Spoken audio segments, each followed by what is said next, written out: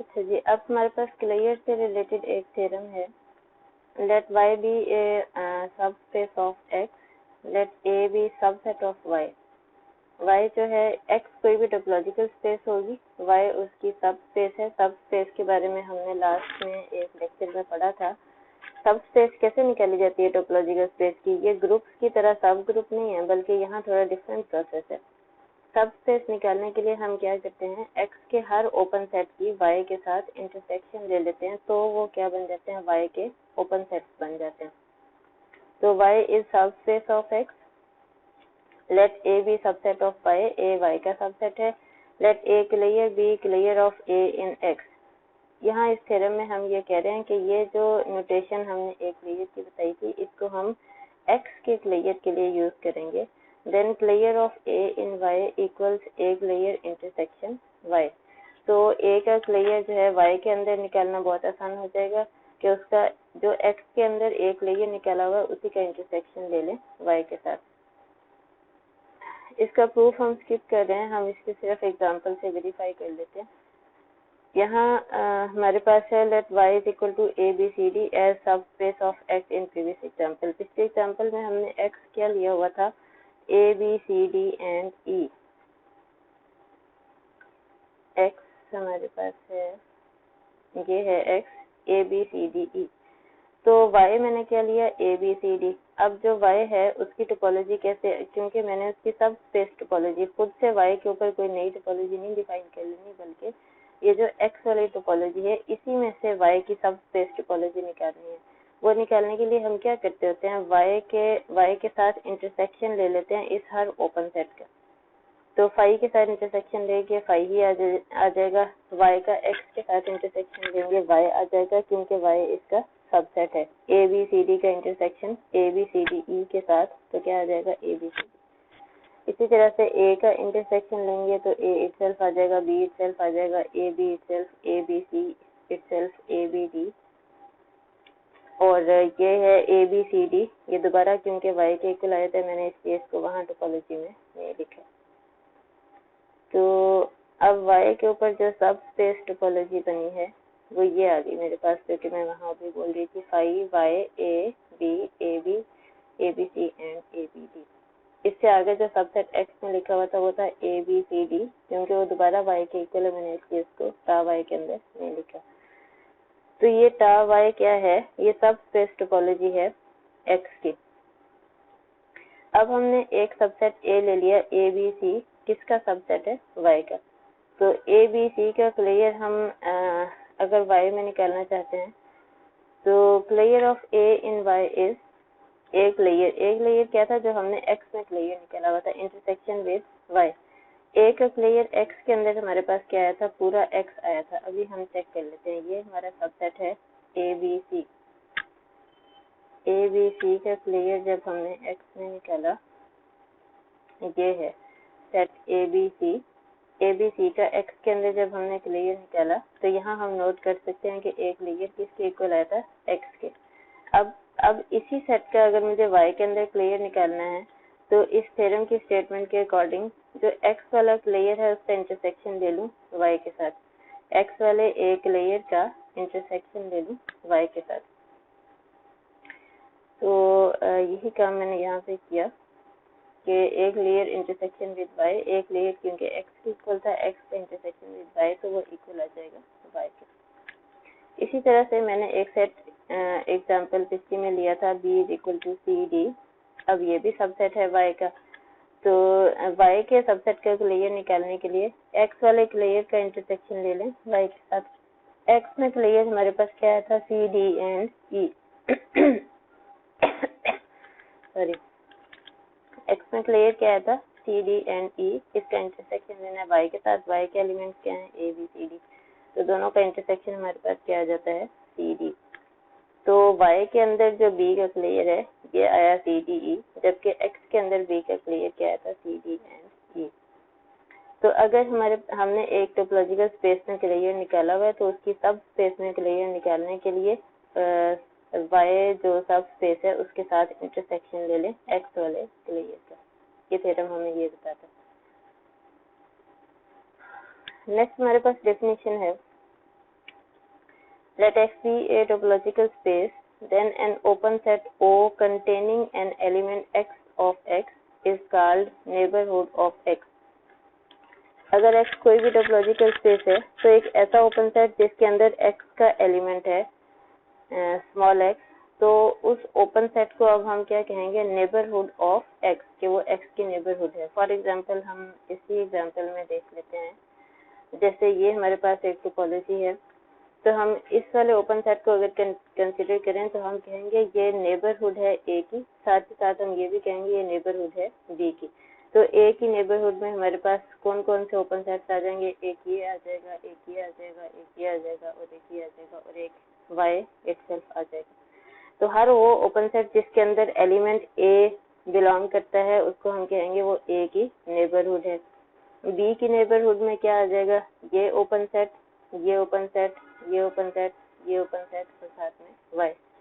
c की neighbourhood में क्या आ जाएगा, ये वाला open set a b c, क्योंकि इस ओपन सेट के अंदर c है और y। d की नेबरहुड में क्या आ जाएगा, a b d और y।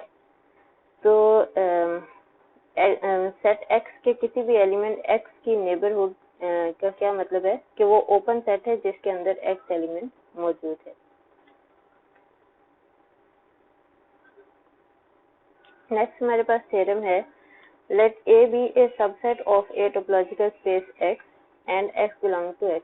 अब हमने X टोपोलॉजिकल स्पेस का सबसेट ले लिया और उस X का एक एलिमेंट फिक्स्ड हमने यहाँ पे ले लिया, देन X belongs to एक लेयर, सॉरी ये फिक्स्ड X नहीं है, कोई भी element X, then X belongs to एक layer if and only if every neighborhood of X intersect A। तो सेट X का एलिमेंट एक लेयर में बिलोंग करेगा if and only if every neighborhood of X intersect A। अगर X की हर neighbourhood मतलब हर वो ओपन सेट जिसके अंदर ये एलिमेंट X मौजूद है वो ओपन सेट A के साथ इंटरसेक्ट करे तो ये एलिमेंट X किस में चला जाएगा, एक लेयर में। अच्छा, ये थ्योरम हमें एक लेयर फाइंड करने का एक और तरीका बताता है। एक लेयर की डेफिनेशन से हम क्या करते थे, सारे के सारे क्लोज सेट्स लिखते थे और फिर ऐसे क्लोज सेट्स को अलग करते थे जिनके अंदर A कंटेन करता हो और फिर हम उन क्लोज सेट्स की इंटरसेक्शन ले लेते थे।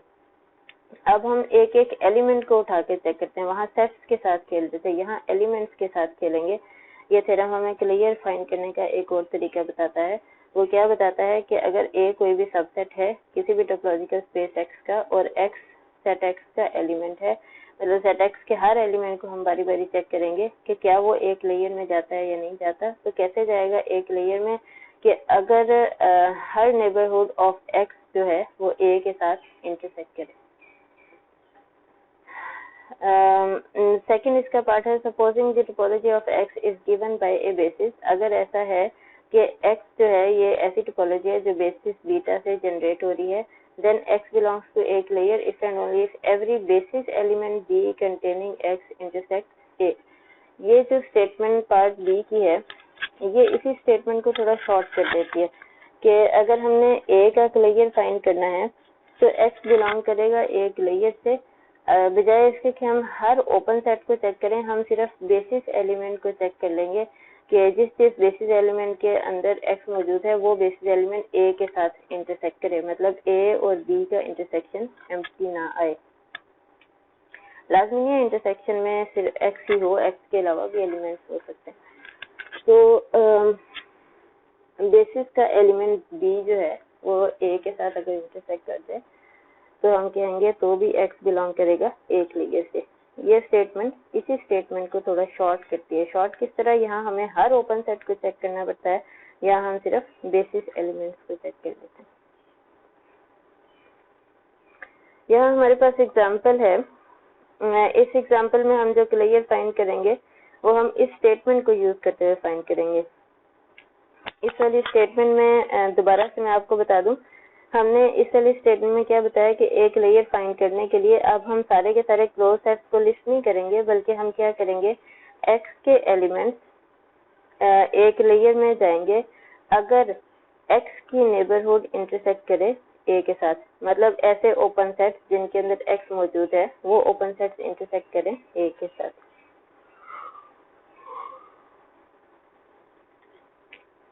तो यहाँ हमारे पास एग्जांपल है let x is equal to R real line with standard topology. Standard topology क्या थी? ऐसी टोपोलॉजी जिसके बेसिस एलिमेंट्स क्या हैं? सारे के सारे open set. Collection of all open sets is basis of standard topology. Let a is equal to 0 and 1 subset of r।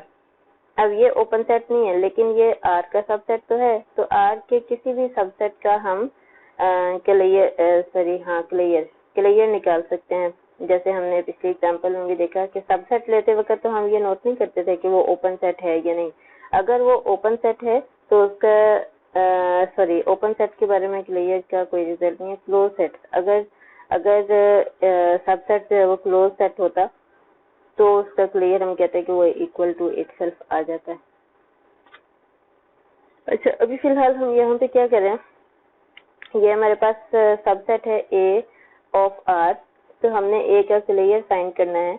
Clear find करने के लिए हमने क्या करना है, सेट ऑफ रियल नंबर्स के हर एक एलिमेंट को उठा के चेक करना है कि उस एलिमेंट के अराउंड जो ओपन इंटरवल बनता है, क्योंकि ओपन इंटरवल्स क्या हैं? बेसिस के एलिमेंट्स हैं या ओपन सेट्स हैं। जो ओपन इंटरवल बनता है वो ओपन इंटरवल क्या ए के साथ इंटरसेक्ट करता है या नहीं करता। अगर वो ओपन इंटरवल ए के साथ इंटरसेक्ट करे चाहे एक ही पॉइंट पे, तो वो एलिमेंट एक लेयर में जाएगा। अगर वो ए के साथ इंटरसेक्ट नहीं करे तो वो एक लेयर में नहीं जाएगा। जैसे मैंने यहाँ पे एक एग्जांपल ली, ए जो है 0-1 इंटरवल है, 0 की तरफ से ओपन और 1 की तरफ से क्लोज। तो ये वाली जो लाइन मैंने यहाँ पे बनाई है ये 0-1 इंटरवल को मतलब ए सबसेट को शो कर रही है, और जो ये नीचे लाइन बनाई है ये किसको शो कर रही है? रियल लाइन को शो कर रही है, रियल नंबर्स की लाइन। तो रियल लाइन के ऊपर से मैंने हर एक पॉइंट पे चेक करना है कि क्या वो एक लेयर में जाएगा या नहीं। तो सबसे पहले मैं इस 1 को चेक कर लेती हूँ। 1 के अबाउट जो ओपन इंटरवल बनेगा, मैंने यहाँ यूं ब्रैकेट्स बना के ओपन इंटरवल को शो किया।